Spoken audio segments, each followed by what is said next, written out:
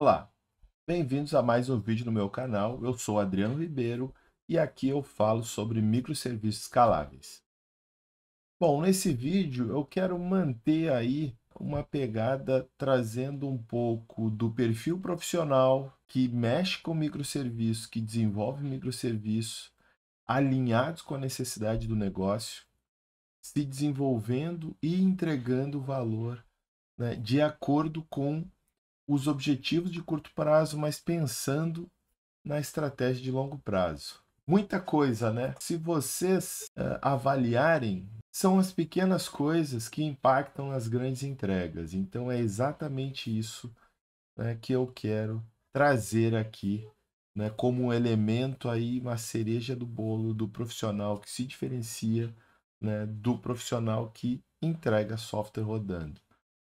Profissional diferenciado não é pura e simplesmente aquele que entrega software. Claro que isso é a nossa função principal, mas é importante que a gente entregue o software que no curto prazo ou eventualmente no médio prazo não se torne parte do problema que você estava tentando resolver. Mas quais são os elementos que nos colocam na direção de ser parte da solução?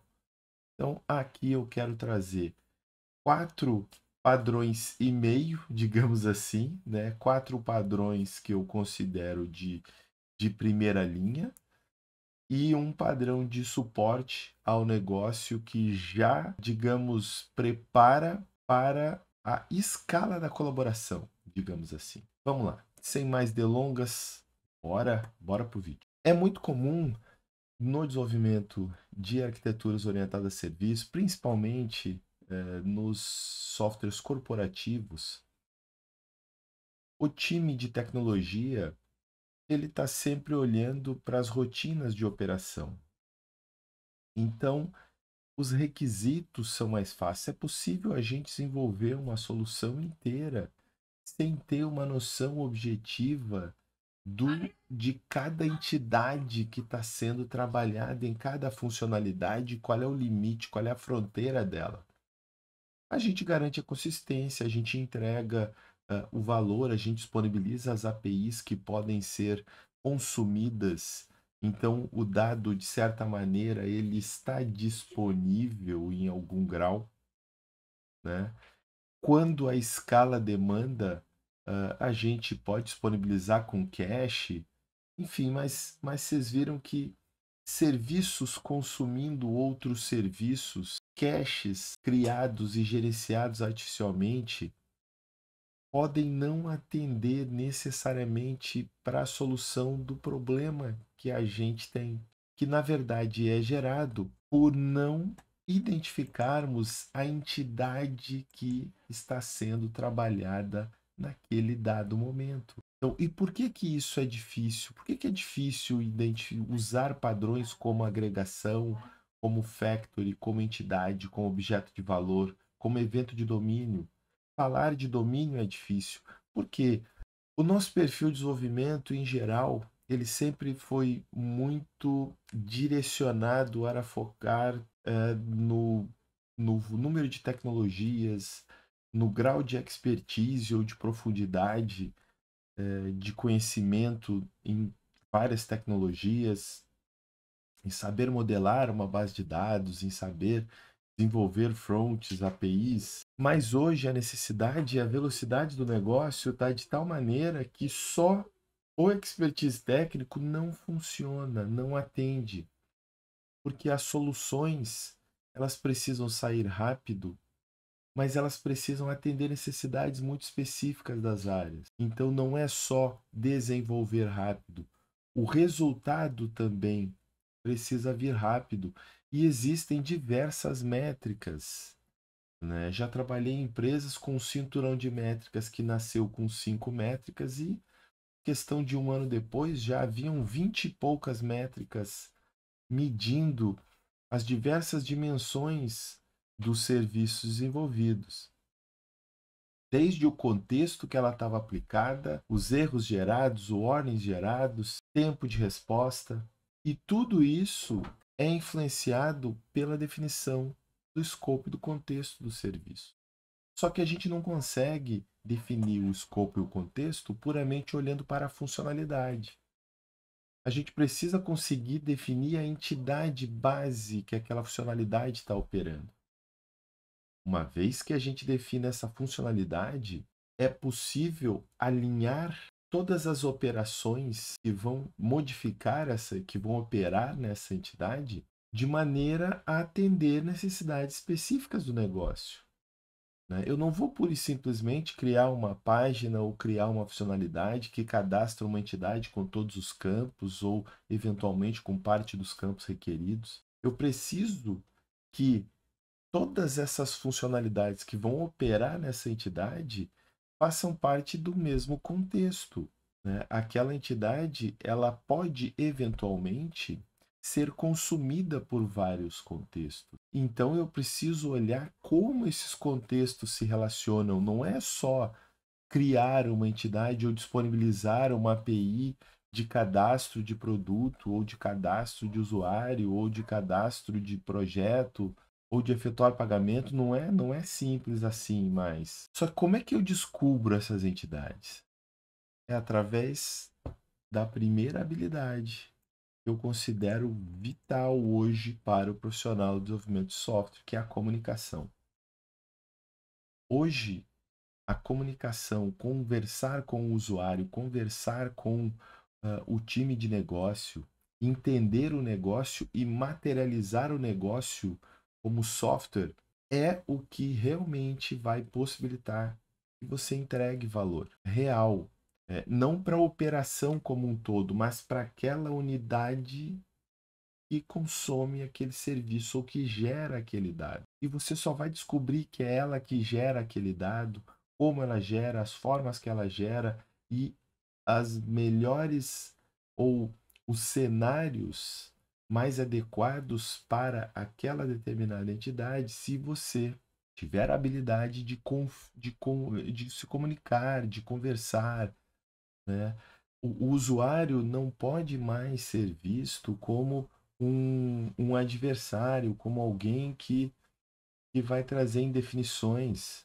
É importante que a gente entenda que os usuários do negócio é que estão efetivamente rodando o negócio. Tecnologia e ferramentas estão suportando ou acelerando, agilizando, automatizando partes do negócio.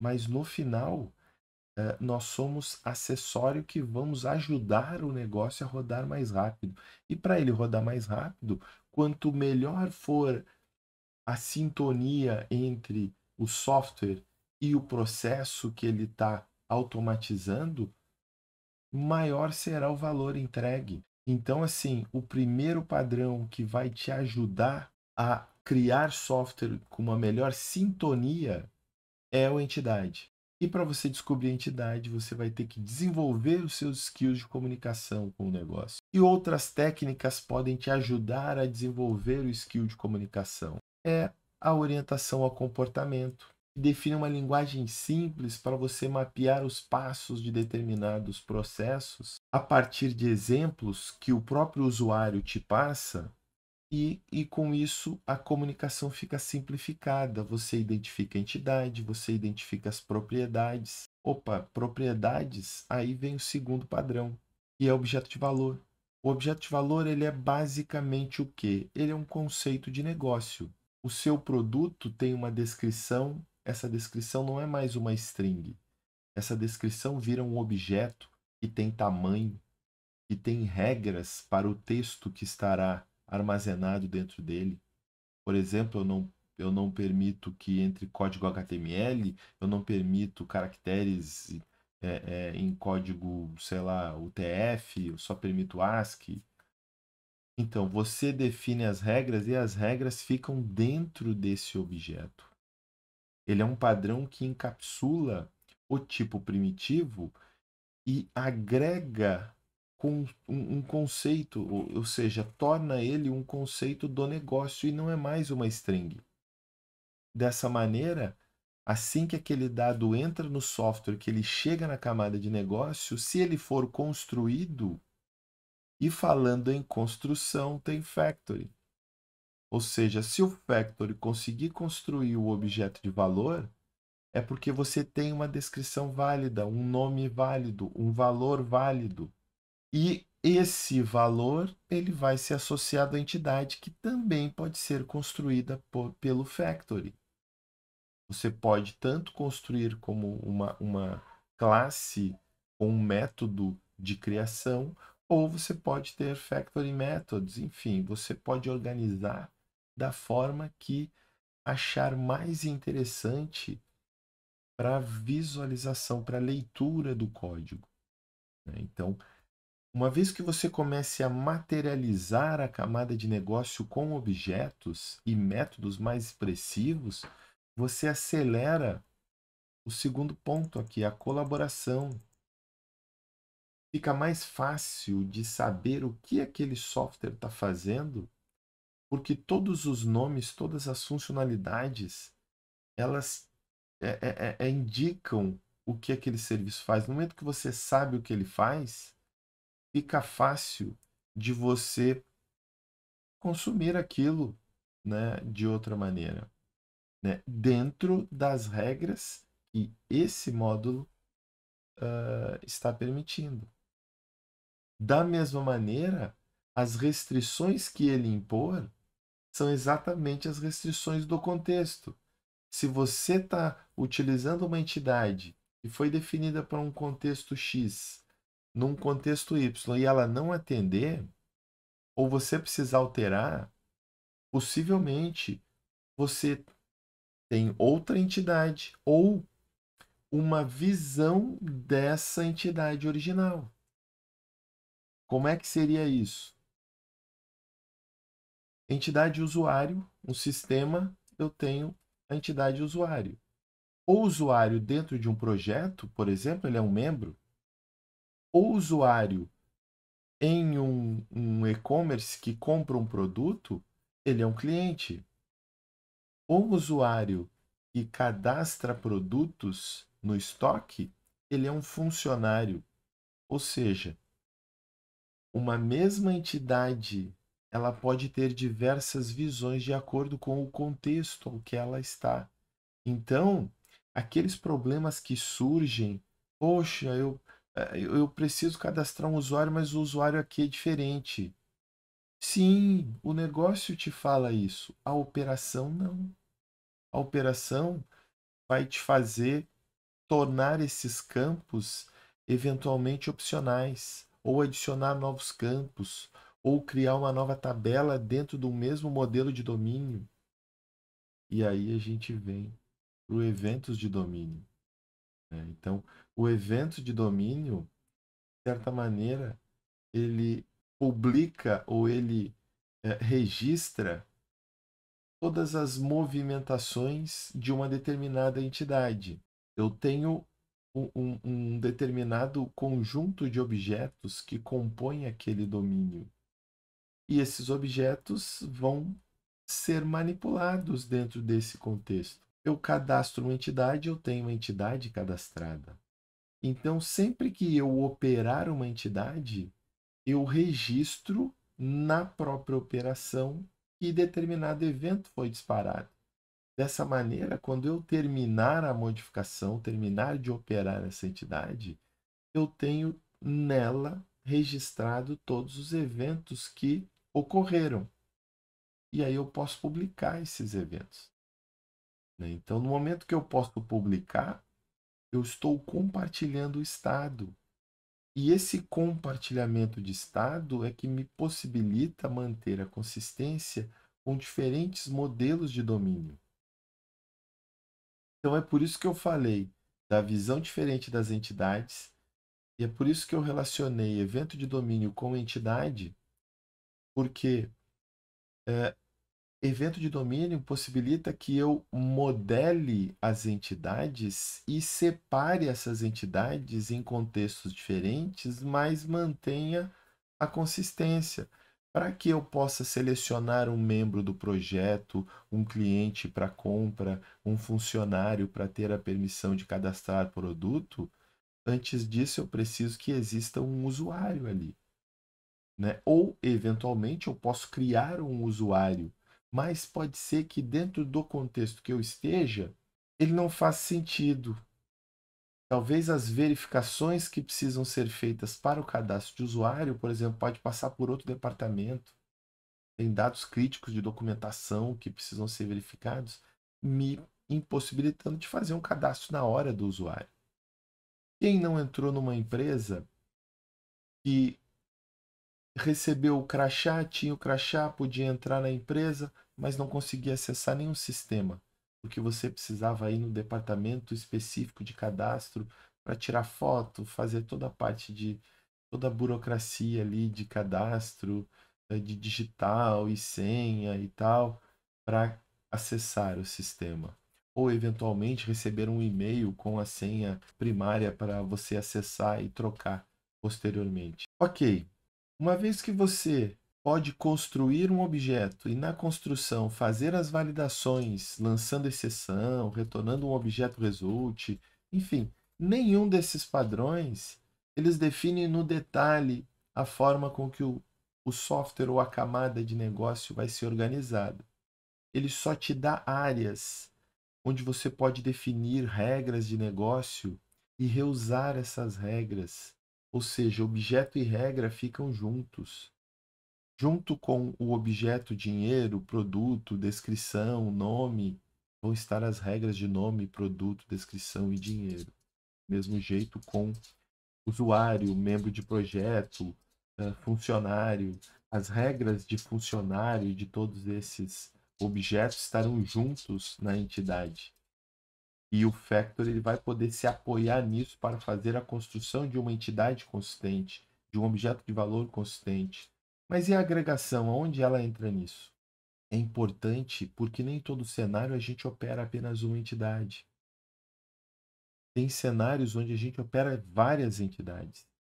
E como é que a gente sabe quantas entidades são efetivamente necessárias e quais entidades são necessárias para serem operadas em determinado contexto? A agregação é o conceito ou é o padrão que nos ajuda a agrupar essas entidades e operar de forma consistente, né? Então, no momento que eu exponho, eu defino uma entidade, por exemplo, eu vou adicionar um membro de projeto num projeto específico. Eu estou aí com uma transação, né? Ou seja, eu estou adicionando um novo membro a um projeto. Então, assim, não quer dizer que eu estou alterando as duas entidades, mas eu estou criando uma relação entre as duas, né? E essa relação, quem vai garantir é a agregação. Ela vai carregar o usuário que eu quero operar, ele vai carregar o projeto que eu quero alterar e eu vou associar os dois. Então eu terei uma operação cross entidades. A agregação, ela possibilita que você trabalhe com várias entidades e definindo uma regra de como vai se trabalhar com essas entidades. E essa regra é pelo negócio. Como é que você descobre qual é a agregação, qual é a entidade principal que você vai usar para buscar todas as outras entidades daquela modificação? É o negócio. É o time de negócio. Então, a comunicação, a colaboração vão te ajudar a entender a complexidade dessa transação que envolve várias tabelas ou várias entidades, né? Dessa maneira, a gente já pode entrar mais um pouquinho aqui em mais um ponto, né, na separação de responsabilidades. A agregação, ela te ajuda a manter, porque assim, é fácil da gente, quer dizer, é mais fácil da gente identificar as responsabilidades de uma entidade do que de um contexto, de um cenário de operação, como é o caso da agregação. Tanto que a agregação é um dos padrões mais difíceis de serem implementados. E a agregação, como ela não é tão palpável quanto uma entidade, afinal, uma agregação ela vai surgir de uma relação entre um grupo de entidades, com base em uma entidade principal.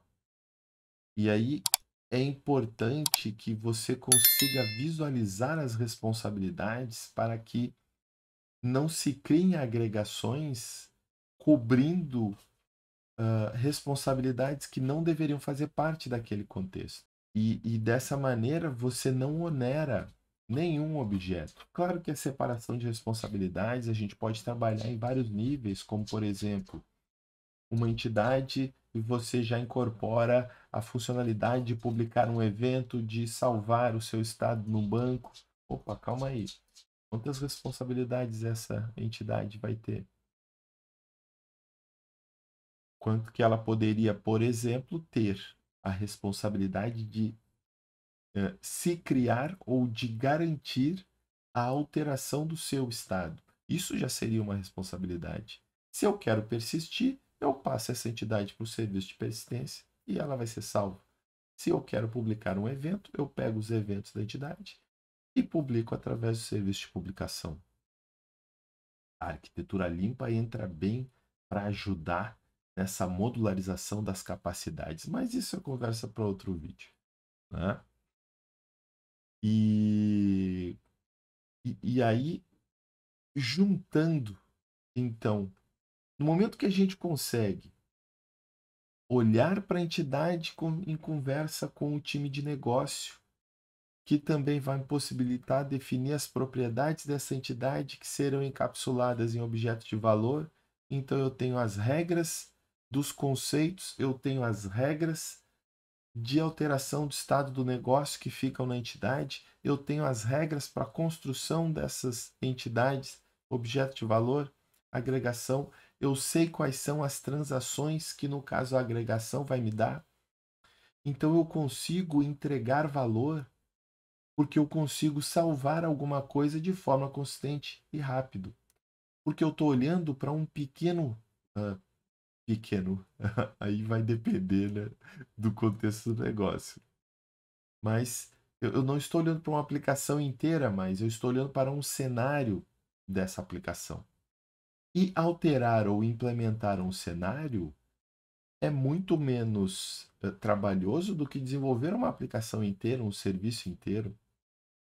Então, se eu organizar os objetos de domínio, ao invés de organizar pura e simplesmente as operações, eu consigo entregar valor mais rapidamente. Porque eu sei que conforme a necessidade chega, se eu tenho que alterar um objeto de valor, uma entidade, um factory que está construindo algum objeto meu, ou uma transação que vai passar a ter uma nova entidade, ou vai ter uma regra nova para a criação da associação, como por exemplo, um membro do projeto não pode ser associado se o cargo dele tiver uma senioridade muito alta, porque aquele projeto já estourou o orçamento, por exemplo, né? Essa pode ser uma definição que vai surgir no andamento do projeto, né? E com isso você consegue acelerar, porque você está reusando várias regras de negócio, você não está replicando as regras conforme as funcionalidades vão sendo desenvolvidas. E é o que acontece quando não se usa um objeto de valor, quando não se tem contextos e entidades bem definidas, quando não tem um domínio rico. Com um domínio rico, você não consegue reusar as entidades com tanta facilidade em contextos diferentes. Você vê que não está certo, e aí você, poxa, mas eu preciso mapear essa entidade que eu estou utilizando nesse cenário, porque ela a versão atual não está fazendo sentido, né? E não tem problema você consumir uma entidade de outro contexto. O que é complicado é você alterar uma entidade de um contexto em outro e mantê-la em outro lugar, sendo que é o mesmo conceito. Essas misturas, elas vão ficando cada vez mais explícitas quando elas ocorrem, coisa que quando a gente olha para a operação com um único e grande modelo de domínio, é difícil ver, porque a gente fala pouco de objeto, a gente fala muito de tabela, que as tabelas acabam sendo compartilhadas e o banco de dados vira uma API. né? Mas a gente vai falar também aí de banco de dados mais à frente. Por enquanto, vamos focar nesses 4 padrões que nos possibilitam aí desenhar uma camada de negócio rica que nos diferenciam pela comunicação, pela colaboração, pelo entendimento do negócio. A gente consegue ver quando as responsabilidades não estão bem alinhadas, quando o software está fazendo muito mais do que ele precisa fazer.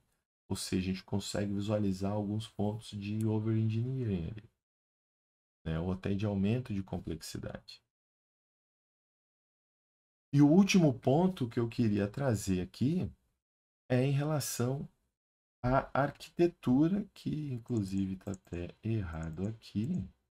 No momento que você tem entidade, você tem agregação, elas vão definir os cenários necessários de operação a serem desenvolvidos. Então você consegue desenvolver a arquitetura daquela parte específica e ela ficar consistente com possíveis novas modificações.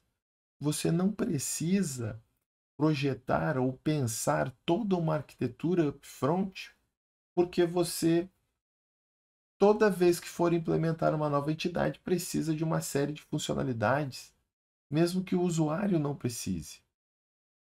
Então, no momento que você começa a conversar, você consegue alinhar o estilo arquitetural e projetar um menor número de componentes, numa menor complexidade e, com isso, aumentando o valor de entrega.